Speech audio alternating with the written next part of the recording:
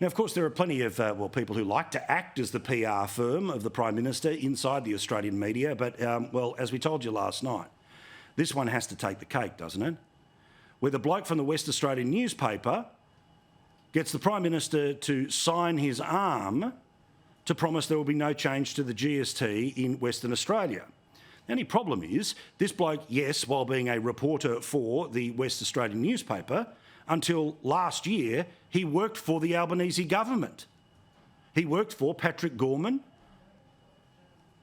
and he is able to do what he wants, but then the idea that he has been employed to report on politics and to write a story about his own stunt is kind of a new low. But there it was, front page of the West Australian.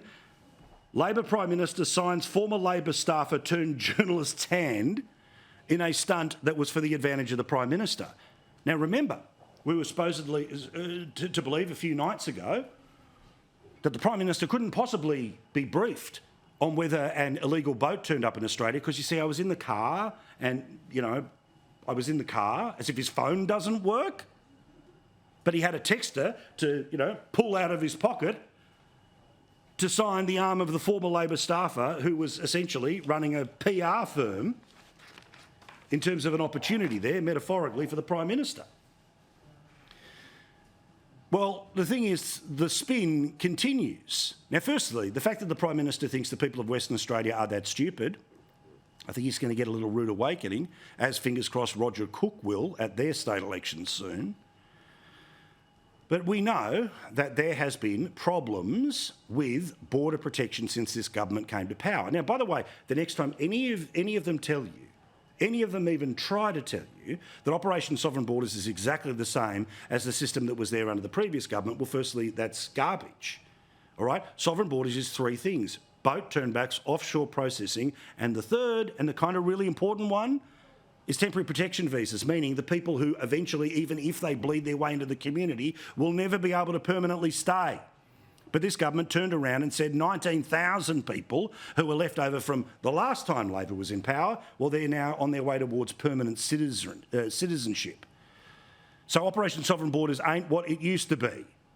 And the claim from Peter Dutton is that it ain't what it used to be when it comes to dollars either. If you look at the budget papers, which is what we're looking at from the last budget, there is a cumulative impact of $600 million being taken out of Border Force. Now, those are the numbers. He quotes it from the budget, but clueless Claire O'Neill, of course, trying to play the only game that this government thinks they need to get re-elected, following on from the way the Democrats play politics in the United States. And as we have shown you, the Prime Minister has a dirt unit, and the entire focus after the losing of the voice and the wasting of $450 million at a referendum was to get Dutton. All else fails, blame Dutton. And that's exactly what clueless Claire O'Neill did when the budget failures are there for anyone to read. This is an operation that Australians should be proud of. It is very effective at policing our borders. We will continue to adjust our approach, of course, because the people smugglers continue to adjust their approach. What we do not need is politicians running around the country, as Peter Dutton has done, telling outright lies. These people are unbelievable, right? So if the funding thing was a lie, could somebody please explain to me why extra money has just been found for Australian Border Force?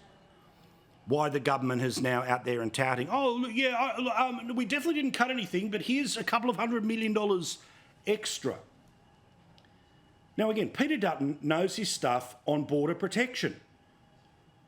He, Scott Morrison, and the late, great Jim Molan, they set up the system that Labor now is slowly but surely simultaneously using and undermining by giving that permanent citizenship to a football stadium of people who arrived here illegally by boat, who were ruled not to be refugees, who slowly but surely were taken off offshore processing and bled back into the community. Now, again, Peter Dutton knows what he's talking about. Clueless Claire O'Neill and Andrew Giles, I don't trust them.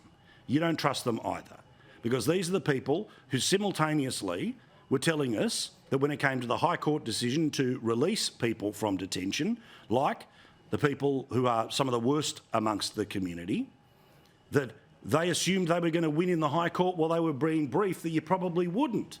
These were the people who said, we care about national security while releasing these people without visas.